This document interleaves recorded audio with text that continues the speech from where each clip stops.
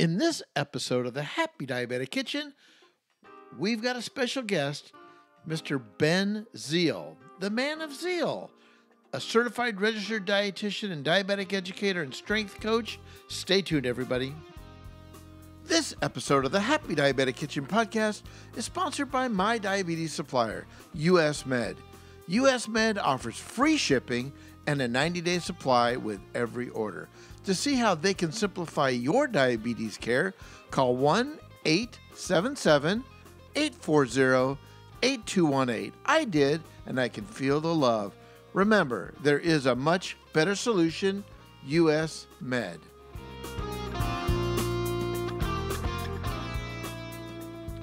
Hello everyone, I am Chef Robert Lewis, the Happy Diabetic, and this is the internet's most delicious cooking podcast.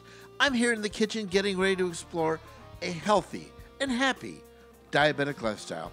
I want to take the mystery out of healthy cooking, explore some amazing foods, and my personal diabetic journey with all my successes and all my challenges. Let me help you live your best happy diabetic lifestyle. So, welcome to the kitchen, and if you're new to the show, I can't tell you how excited I am that you're here. So, stay tuned, everybody. We will be right back.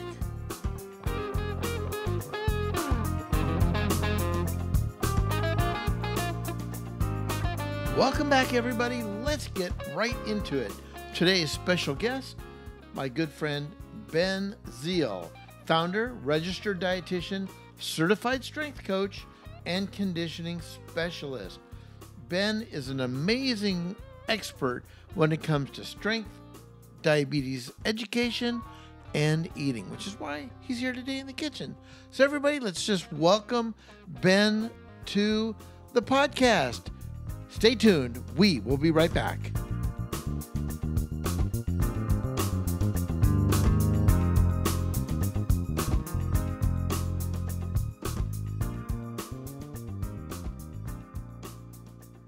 Hello, everybody. Welcome back to the kitchen. Today in the kitchen, we've got a very special guest, a good buddy of mine who is making a difference in the diabetic space. And I just wanted to introduce him to you so you can learn all about Ben and make friends with him like I have. So, Ben, welcome to the podcast. I got to ask you a quick question. Are you ready to get happy? I am always ready to get happy.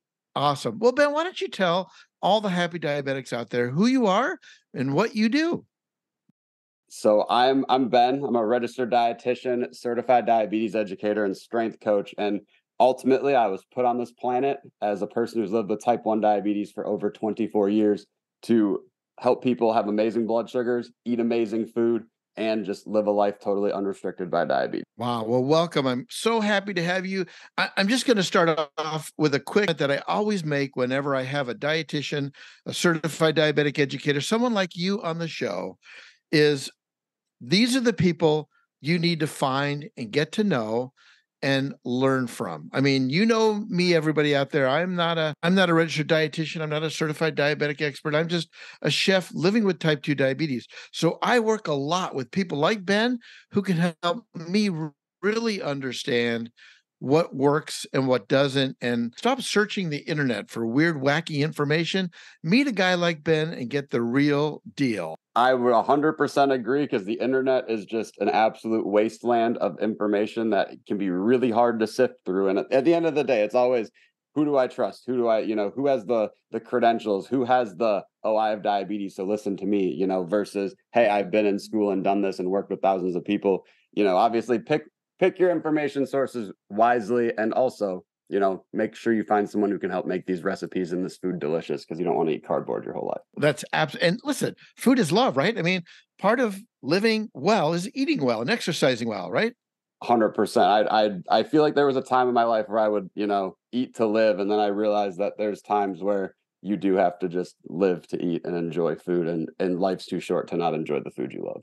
So, Ben, I'm going to put all your contact information in the show notes, but for someone driving right now who's really wondering, where could I find you? Where's the best place to find you?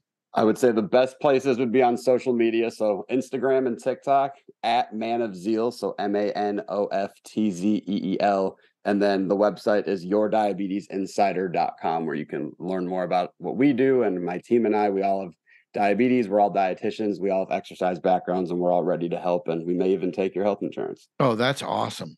Awesome. Well, let's just get right into it, Ben. So, one of the questions that I get asked a lot is snacks. What snacks can I eat? And really, it seems to be a challenge out there. Go into a convenience store, things screaming, eat me, eat me.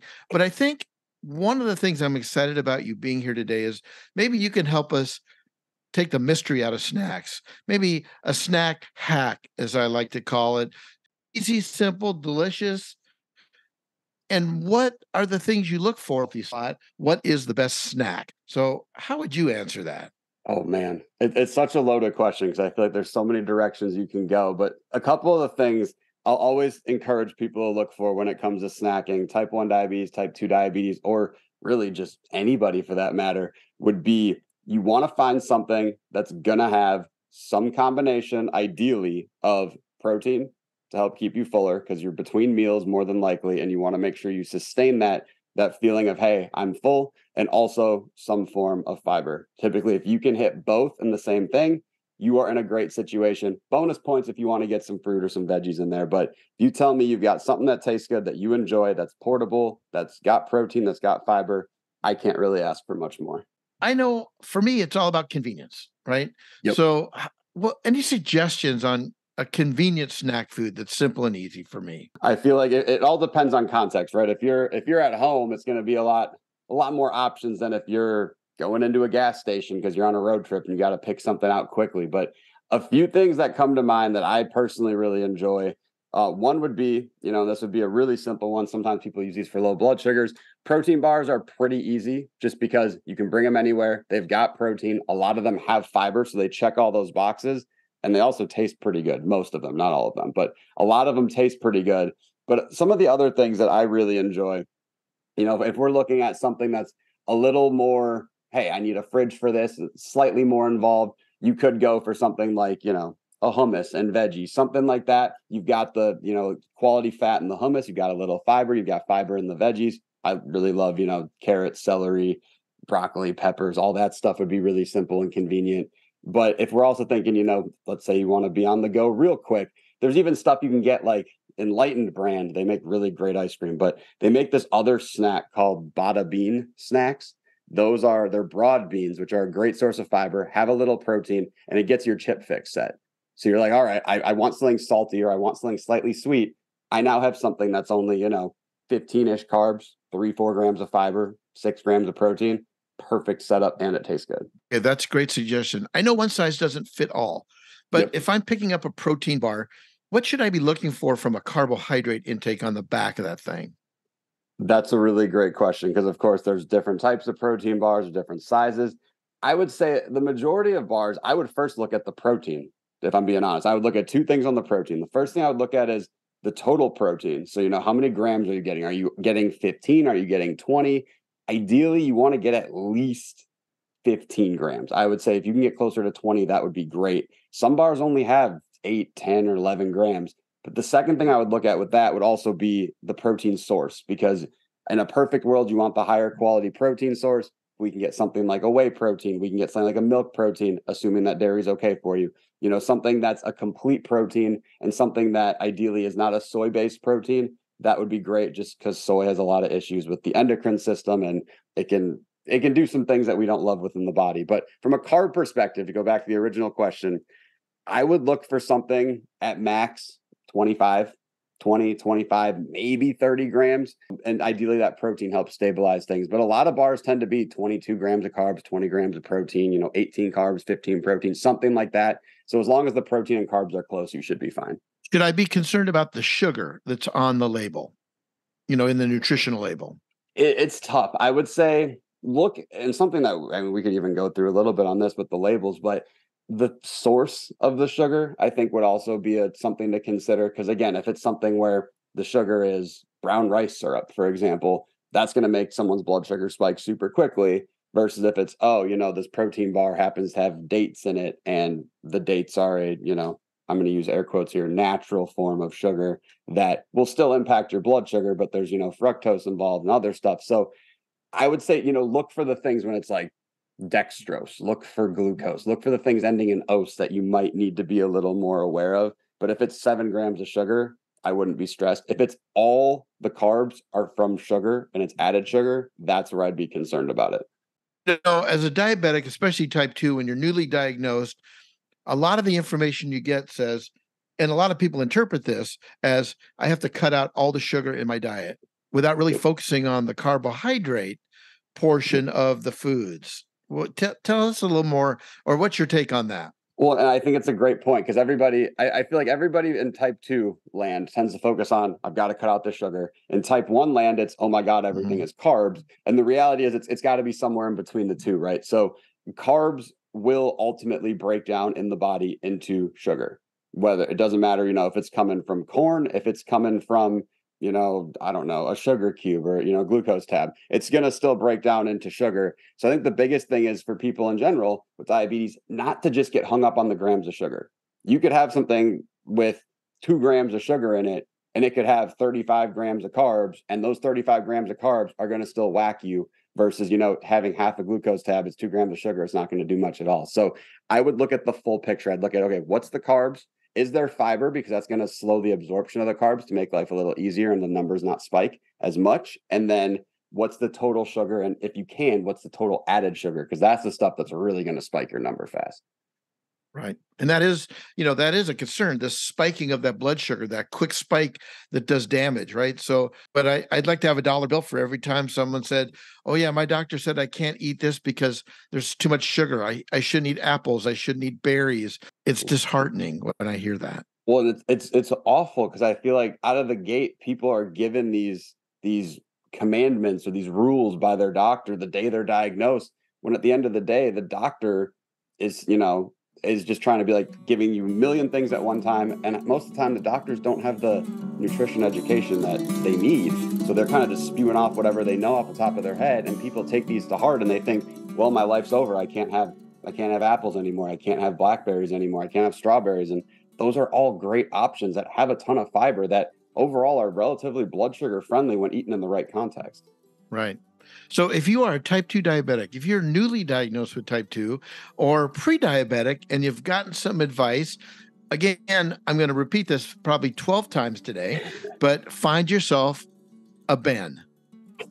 I mean, reach out to Ben, reach out to someone like Ben who can really take the mystery out of the nutritional part of eating for diabetes, because life is not over for you. Matter of fact, the fact that I think you have type 2 diabetes or type 1 diabetes, you might live healthier than most people because you're so focused on your health and what you're eating and your exercise.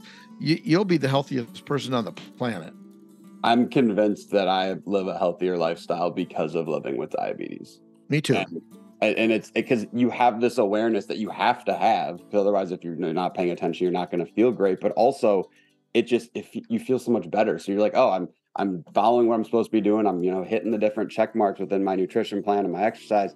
And suddenly I have so much more energy. Like my energy's skyrocketing. I'm running around. Like I have patients that will say, I'm playing more with my kids than I ever was able to before, my grandkids, because I'm paying attention to what I'm actually putting in my body. And it's a joy to watch that. Yeah. I think, Ben, you hit the nail on the head with the word plan. You got to have a plan, right? I mean, you need a plan for everything, but certainly for living with diabetes, you should have a plan. If you kind of just go into it willy-nilly, flying by the seat of your pants and hoping it will end up okay, just like with anything else in life, it's probably not going to be great. You might have a few wins, but you're probably going to have more losses than you will wins versus, think about a football team like we were talking about before we started. Like if you go into a game and you don't have a game plan to win against the opposing defense and, and overall score more points, you're going to end up struggling and you're not going to play to your potential. So it's the same thing with diabetes. If you go into it, oh, I'm just going to eat this and hope I do okay, you might occasionally, but you're going to lose more often than you win. Right. Well, let's help some people come up with a plan today. I'm going to throw some items at you and maybe tell me if this is a good snacky snack and maybe what might even be better. So how about yogurt? A lot of people love yogurt. I know yogurt can be high in carbohydrates. What's your go-to for yogurt? Greek yogurt, 100%. I would say there's different brands out there. I love Chobani Zero. I love the I think it's Oikos is it the Oikos Triple Zero? Something like that. But I think it is. But there's a bunch of Greek yogurts out there that they have, 12, 15 grams of protein per serving. So again, helping stabilize the blood sugars. They tend to be lower in carbs. I believe the Chobani Zero is like 5 grams per serving. It's something really low. And then on top of that, they taste good. You can get flavored versions. So it's not like you're sacrificing and having to have this really bitter plain Greek yogurt. And even if you do it, you can add peanut butter to it. You can add berries to it. There's plenty of ways to make it taste better if you did get the plain version. Okay. I'm hungry. I've been on the road. I stop at my favorite convenience store and I walk by the huge rack of like sticks, turkey sticks, beef sticks, Slim Jims. And I kind of love that stuff. What's your take on that? Oof, it's tough with that one, especially just because with anything that's, a turkey stick or a beef stick, it's going to be preserved with a lot of salt. So I wouldn't eat 5 of them. But if you say, hey, I see a turkey stick, you've got probably 8 to 10 grams of protein. You've got a little teeny bit of fat, very low carb, should be really great with blood sugars. If you have to go the Slim Jim route or a beef stick route, try to find one that has more protein than fat. If you can do that, I would say that's the best of a not amazing situation. Okay. Would you recommend at the same time, let's just say I'm feeling the need for some jerky or a beef stick. Should I get some string cheese to eat with it? Or is that more of a standalone snack? If you can find string cheese at a convenience store, just make sure the date's good, because I don't know how long it would have been there, but absolutely. String cheese is absolutely fantastic. Or, you're in a convenience store, they've probably got nuts, right? They've probably got almonds, pistachios, cashews, something. That would be another great option. You could pair with the string cheese or pair with the jerky for that matter, make a trail mix. Right. But walk past the donuts. I would not have a donut, especially on a road trip, because you're just sitting there and your blood sugar is going to spike and you're going to have no way of dealing with it. That's right. That's really the key there. You did mention bada bean, bada boom, kind of a broad bean. Tell us more about that. I mean, I've seen that. What's your take on that? They're one of those newer things. I think they've just came out in the last 3-ish, 4-ish years. And broad beans are starting to hit because of the those and chickpea snacks. They're hitting more because they have that combination of fiber and protein, and they're plant-based. A lot of people have shifted towards plant-based. Some people I think it's great for, some people I don't. But in a case like this, you've got protein and fiber in one snack. You've got the ability to make it a little bit, if it's seasoned right, it can be slightly salty or barbecue flavor, or ranch flavor. Mm-hmm. And that is really attractive to a lot of people because they can get that taste fix that they would normally want from chips, but they're getting it from a higher quality source. So I am totally in favor of any of those bean types of snacks. There's another one too. I'm blanking on what it's called, but one of my patients brought it to me a few weeks ago. I'm like, this thing is amazing. And it was another type of, it was a lupini bean. That's what it was. Wow. I haven't had them yet, but I mean, they love them. They swear by them. One thing we like to do around our house a lot is pull out the air fryer and make a big batch of air fried chickpeas. Oh, that sounds good. It is good. And matter of fact, in a podcast that is about to go up, part 2, my salads, I have the recipe in there for air fryer or oven fried chickpeas, which are really, really delicious. And you'll find that recipe for my air fryer chickpeas in episode 76. So stay tuned, everybody. We'll be right back with my good friend Ben. So stay tuned. So I know this might be hard to believe, but I recently signed up for Medicare. Now, what about my Libre 2 system from Abbott?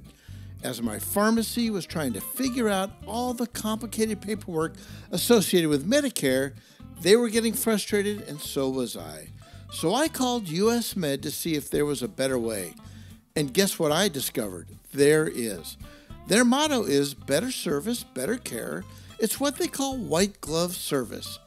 I was worn out by having to make multiple trips to the pharmacy, only to discover the orders were not ready. Long lines, or we need to call your doc to confirm the refill. Don't worry, they said, we'll take care of everything. only to find out 2 weeks later that the doc never got a message, they didn't respond, the emails or the fax got lost. I would reach out to the pharmacy and they would say, the doc never called us back.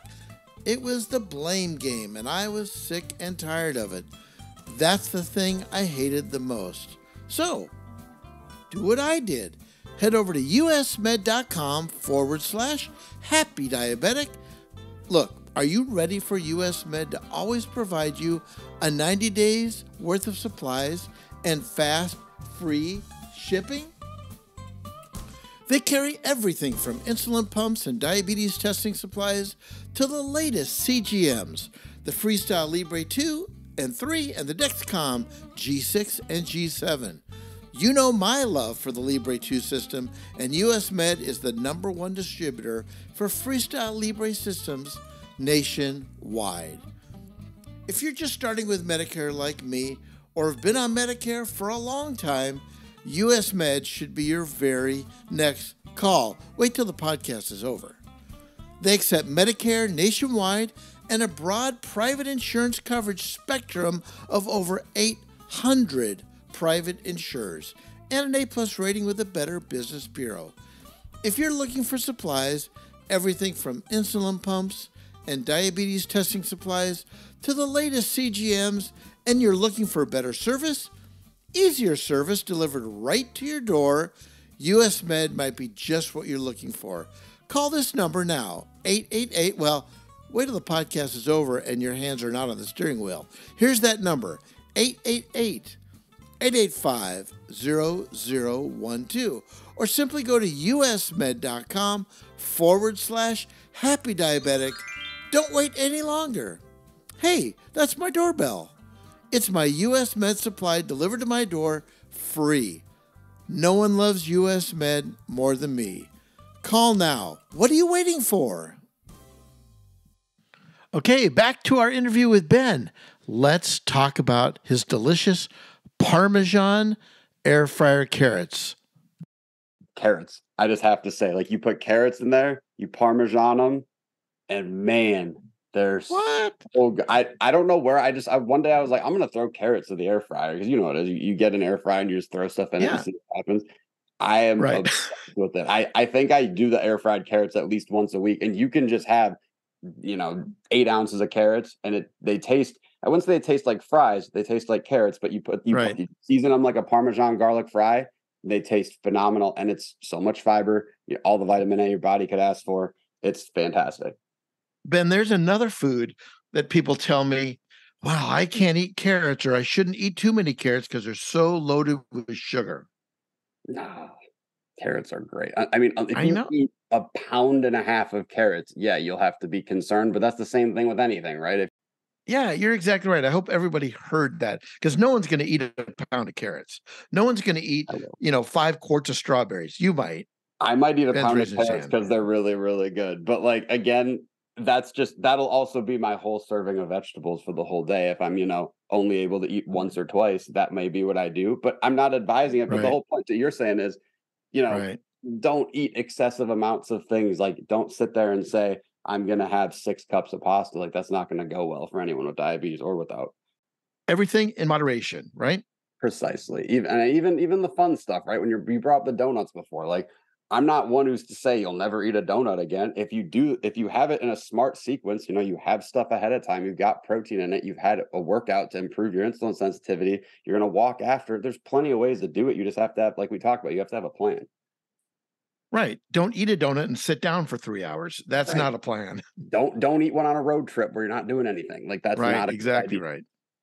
Okay, so everyone listening to this podcast today, are you getting the message that you need to find you need to find a registered certified dietitian who has studied the topic of how to eat healthy and live healthy for someone living with diabetes? Okay, I love peanut butter. Are you a smooth peanut butter or a crunchy peanut butter? I just love peanut butter. It's my favorite food in the whole wide world. Literally. I think it's one of mine too, and I love crunchy peanut butter. If I had to pick, crunchy, but at the same time, any of them, you just tell me peanut butter and I'm there. As long as it's like the kind that's got the oil on the top and you have to mix it up a little bit, I'm all about it. Okay, so let's just quickly talk about that. oil on the top. It's the natural. I think Smucker's has a couple people have it, opposed to like the Jif already homogenized. Stay away from that, is what you're saying. It wouldn't be my first choice. As a general It wouldn't rule. be my first choice. Again, because they think about what they add to it, right? The other one, like you mentioned, the Smuckers, it's peanuts, it's might be oil, and there might be salt. So there's nothing really in it. The Jif, for example, it's got peanuts. The second ingredient tends to be molasses. So that's, again, it's an unnecessary way to make your blood sugar go up, when the reality is you walk half a step over in the aisle, you get the one that doesn't have anything. It tastes just as good, if not better, and it ultimately won't do anything to your blood sugar relative to the other kind. Yeah, and I'm very guilty of buying the other kind. So I'm going to make a real conscious decision the next time to get the oil on the top kind. So thanks for that tip. Oh, of course. I love peanut butter too much to not be able to share that. Me too. I love it. Okay. I was reading over some information on your website, and I came across a statement that you made that said chocolate hummus is a thing. Oh, yes. It is very Is that a much. thing you love? It's a thing that when I don't have hummus all the time, right? I'm a fan of hummus. We'll probably get it, once a month or so. But when every like a couple times a year, when I'm like, I got to get some hummus, the chocolate hummus is so good. It's so good. And yes, there's a I've never had it. little bit of added sugar to it, but relative to, you wouldn't expect it to be this amazing thing. I thought it was me disgusting the first time I had it. I was like, yo, that with carrots too. Fantastic combination. And here again, you're not eating 5 cups of chocolate hummus. So veggies and hummus. So carrots, celery, any kind of veggie, right? Peppers are another one that I really like. I'm trying to think, there's one more. Um, Zucchini. When done right, zucchini can actually be really good too. Ooh, I love zucchini. What about protein shakes? Protein powder, protein shakes. I've read good and not so good, or I'm confused about that. Maybe you can help me understand that, how that I can incorporate that into my healthy diabetic lifestyle if I wanted to.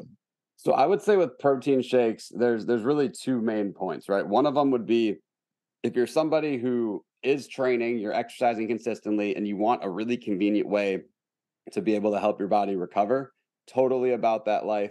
Or if you're in a situation where you're in a pinch and you don't have a protein source with a meal, maybe you're on the road, maybe you're at an event, it's a really convenient way to get a little extra protein to help you get towards your goal. And, again, helping with stabilizing blood sugars, helping with recovery from workouts. There's a million, reasons why protein powder is great, because really effectively you could say, I want a piece of chicken, I want a scoop of protein powder. It's going to do the same thing, but it's a lot more convenient in certain circumstances. What about protein shakes as a meal replacement? Usually they're not enough substance. Like a lot of them will be, a couple hundred calories, 180 calories for the entire, smoothie. And it's got, 30 grams of protein and a few carbs, and maybe a couple fat. Typically, I'll tell people that's not enough as a standalone. It's great as an addition, but as a standalone, it's not going to have enough oomph behind it to really function as a meal. Now, if you get one of the ones that's, 450 or 500 calories, might be a different conversation. Right. How about oatmeal for breakfast? Is there a Ooh. way to eat oatmeal to make it a reasonable, so it doesn't like spike my blood sugars? Like cereal, it's like a sugar bomb for me. Yep. I would say, like, you tell me a regular, like a Lucky Charms or Cinnamon Toast Crunch, that's asking for your blood sugar to go up, especially because in the morning people are more insulin resistant, right? So with oatmeal, the best things I would say is, some people actually add protein powder to their oatmeal. I've done that before, but the best things to do would be find something with protein and or fat that you can add to it to stabilize the blood sugars a little bit more. And then sometimes I'll do, Fairlife milk, chocolate milk, or regular milk. That'll help, so it adds an extra oomph of protein to it. And maybe I'll throw some berries in, maybe I'll throw in some nuts, something else, maybe peanut butter. I love peanut butter and oatmeal. Instant or old fashioned? Ooh, great question. Old fashioned every time. Instant is more broken down, so your body absorbs it quicker, so you're more likely to see a blood sugar spike. Right. One of my favorite snacks is rice cakes. What's your take on a rice Ooh. cake? I feel like rice cakes can be great, again, with something to stabilize the blood sugar. So, like, you throw some cheese with it, you throw some peanut butter on it, definitely going to be a great option there. Now, just by themselves, they can make your number spike fairly quick, but again, it's dependent on the brand and if it's, what type of rice, if it's from brown rice, white rice, etc. Cottage cheese or fruit or cheese and fruit, that combination. Oh, yes. Cottage cheese is so slept on. I don't know why people don't like it that much, but cottage cheese on its own, cottage cheese with fruit, cottage cheese in recipes. I've seen people use cottage cheese in like high protein Alfredo sauce recipes, and it's fantastic. So I've seen it Wow. also with protein pancake recipes, which again, fantastic. And it just really helps with the formation of the pancake. I've been making those almost every week for 10 years now. How about eggs for breakfast? How about, hard boiled eggs, fried eggs? What's your take on egg consumption? If I said eggs were not a great thing, I would be lying because I've eaten them every single day for 10 plus years. But I'm a huge fan of eggs. I know a lot of people say, oh, well, timing's a big deal for me. I'm in a rush in the morning. That's where the hard boiled eggs can come into play. That's where you could even theoretically make the eggs beforehand, freeze them, pop them in the microwave, and now they're preserved. Now they're ready to go. So there's plenty of ways around it, but eggs are great. Lots of protein, quality protein. Actually, the protein standard of determining what a quality protein is based off of an egg. I love eggs. We eat them every day at my house. Oh, So I'm on they're your so team on good. that one. How about bread? Let's just talk about bread for a second because I bake bread every week. I make like the most tree barkiest, whole grain, nutty, seedy breads, high fiber. But bread's a carbohydrate. What's your take on bread consumption for people with diabetes? People are afraid of that. They say, "Oh wow, bread, it's all carbohydrates." Maybe give us your take on that. I would say bread is similar to what we talked about before. It's fine if it's in moderation. I would also say if you're going to have bread, if you can aim for the higher fiber types of bread, at least 3-4 grams per serving, that's going to do your blood sugars a lot of good relative to the refined bread or, God forbid, the Wonder Bread that, is just going to make your Right. blood sugar explode to the moon because there's nothing stopping it. It's going to just turn into straight sugar once the moment it's digested. White bread, whole wheat bread, same amount of carbohydrates for the most part, correct? Typically, but the fiber is what makes the difference there. Yeah. And the way it digests in your body, right? That also makes a difference. Yeah, White sugar products like bread or baked potatoes, can spike your blood sugars because they digest really quickly, correct? exactly. And like white rice would be another great example where you've got nothing stopping it from breaking down super fast, which is why a lot of people notice they eat sushi, their blood sugar goes super high. But you have brown rice, it's got that fiber in it. You got, whole grain bread, got that fiber in it. Sweet potatoes, got that fiber in it. You're going to slow the absorption of the carbs and your number's not going to go nearly as high. I love ice cream. Oh, yeah. Any thoughts about ice cream as our last snack to talk Oh, about? so many things. So Enlightened is a really good one. I like because you can eat the whole pint. It's got like 20 grams of protein in it, which that I love. It's got fiber in it. It tastes phenomenal. The cookie dough one is amazing.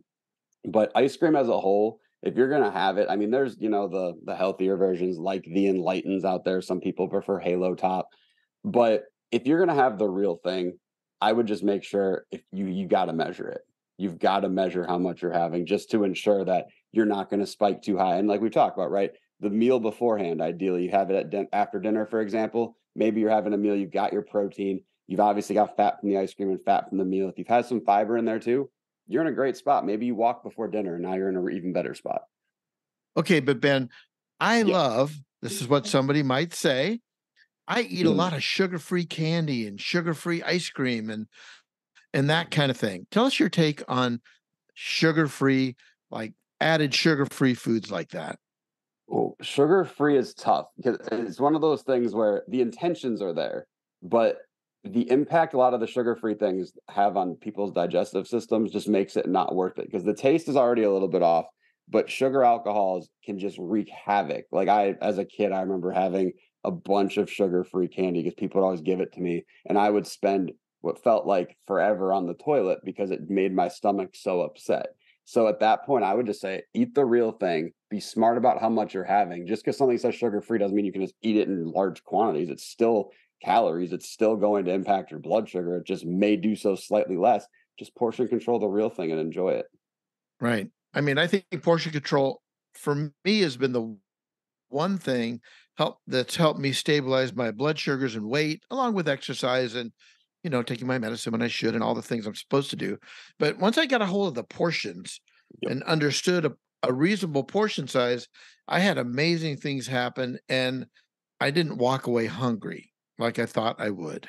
And that's the biggest thing is so many people think, oh my God, if I start looking at portions, I'm going to feel like I'm starving. The reality is you're not likely going to starve if you have that plan with your nutrition where you're getting the different components and you have the sufficient amounts for what your body's asking for. A lot of times people end up realizing, wow, I ate all of this stuff and I don't even recognize. They make some shifts 3 months ago. I don't even recognize how I used to eat like that because I felt Mhm. so lousy. I feel so much better now with these meals that I'm paying attention to how much I'm having.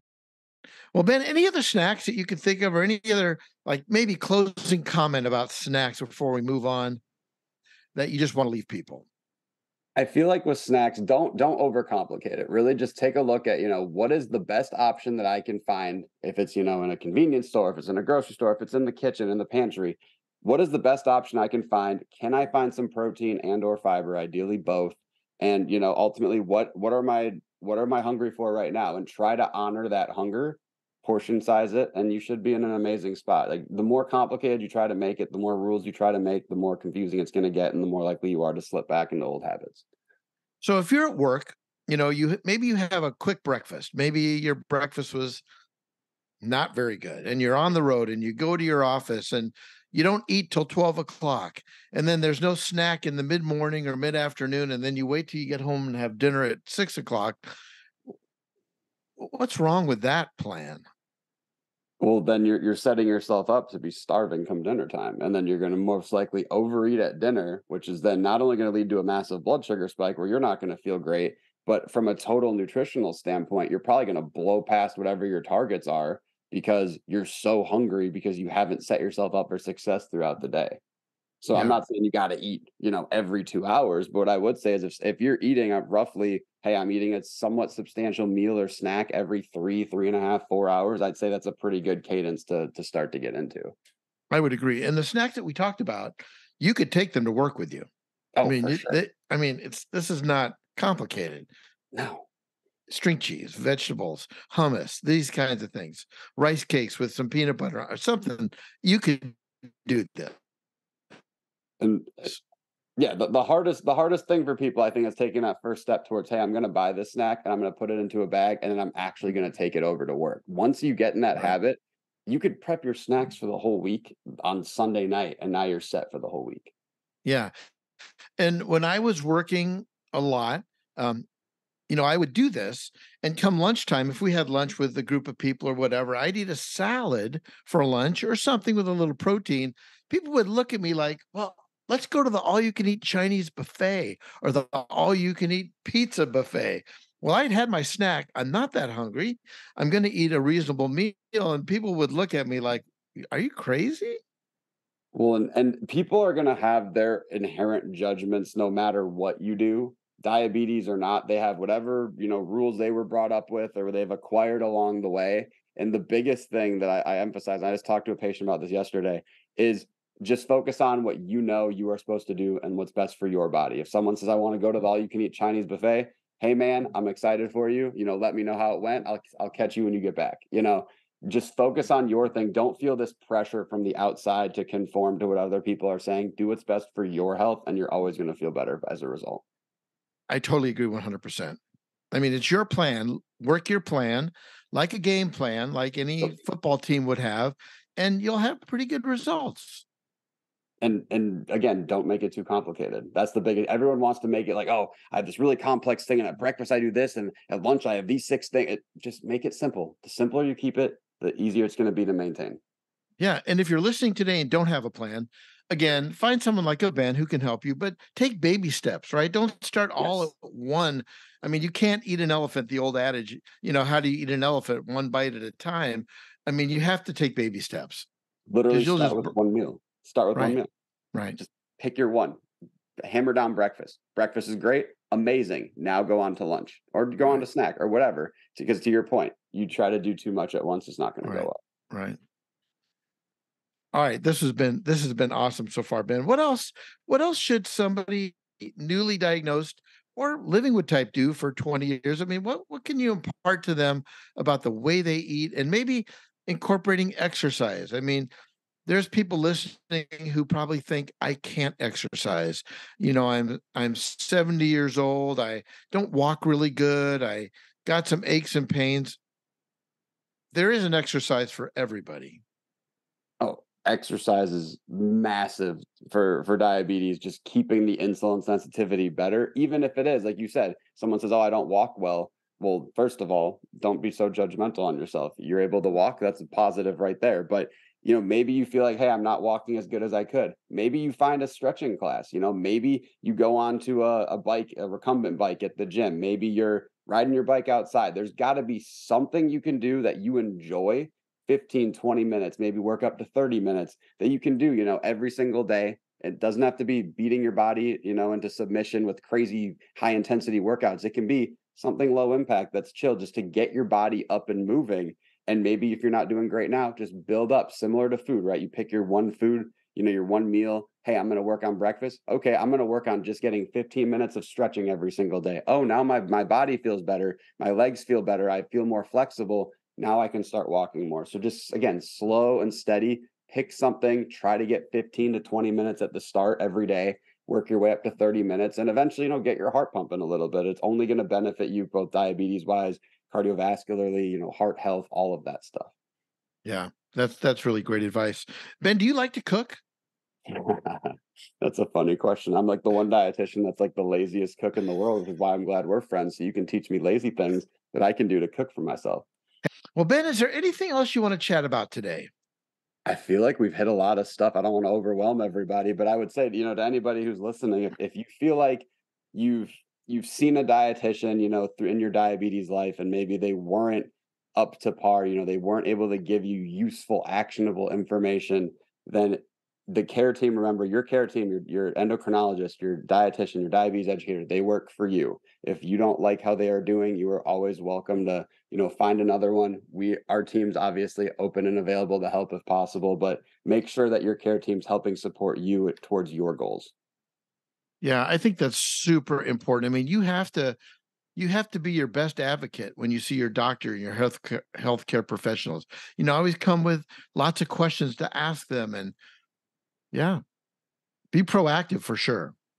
Be proactive. Don't be afraid to ask questions. And if they make it seem like they're rushing you through the appointment, or you don't get to answer everything that you have written down because they need to go see the next person, then make sure you find a team that's willing to do that. And we're obviously here to help. And there's also tons of other good practitioners around as well.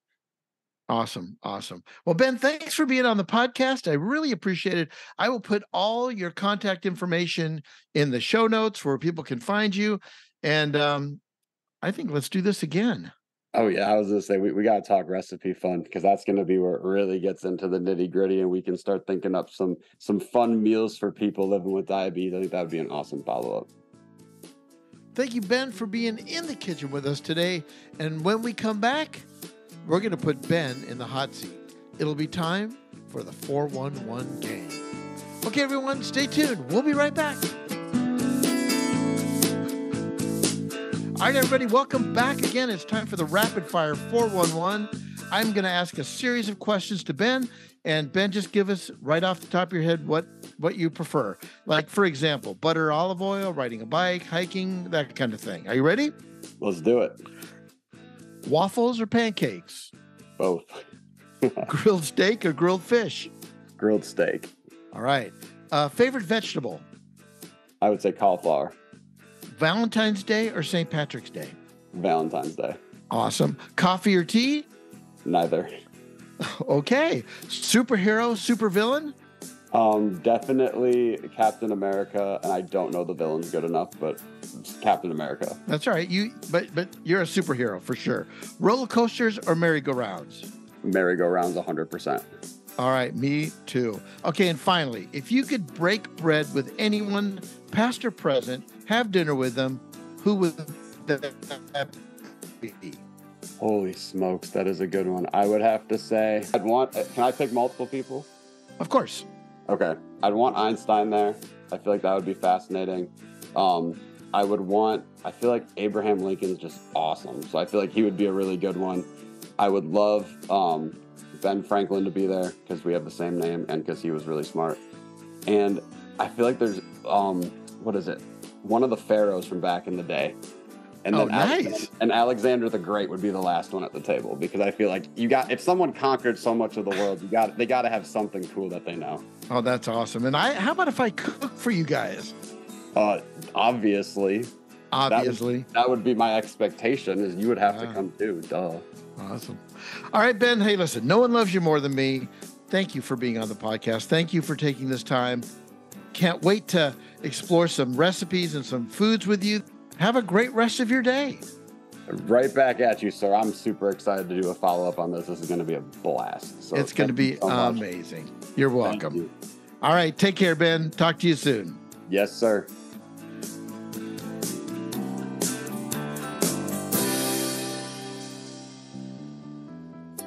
And the information in this podcast is really not intended to be a substitute for medical treatment performed by a healthcare professional.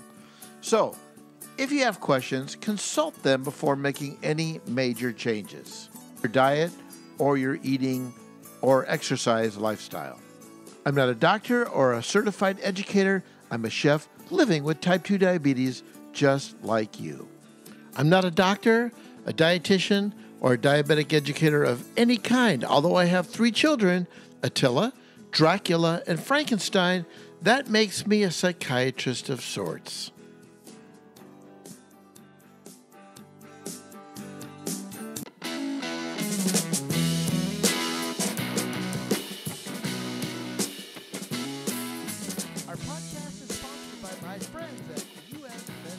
If you're loving what you hear in the kitchen, be sure to share this podcast, The Happy Diabetic Kitchen, with all your friends and family. And if you want to hear the latest episodes, just head over to my website, happydiabetic.com. We'll always have them there or anywhere you listen to your favorite podcasts. Of course, hoping this is your favorite podcast. And don't forget to subscribe so you won't miss a single recipe. Today's episode is brought to you by my friends at US Med, my CGM supplier. The music, the amazing Happy Diabetic Kitchen Band, and our favorite kitchen mascot, kitties, Scout and Tucker, who are hanging out with me in the studio today. And remember this year, better than last year. This month, better than last month. This week, better than last week. And today, better than yesterday. Thank you, everybody, for tuning in. And remember this. Real cooking is more about following your heart than following recipes. Thanks, everybody, for tuning in. And remember, no one loves you more than me. Looking forward to having you back in the kitchen next time. Have a great day and happy cooking.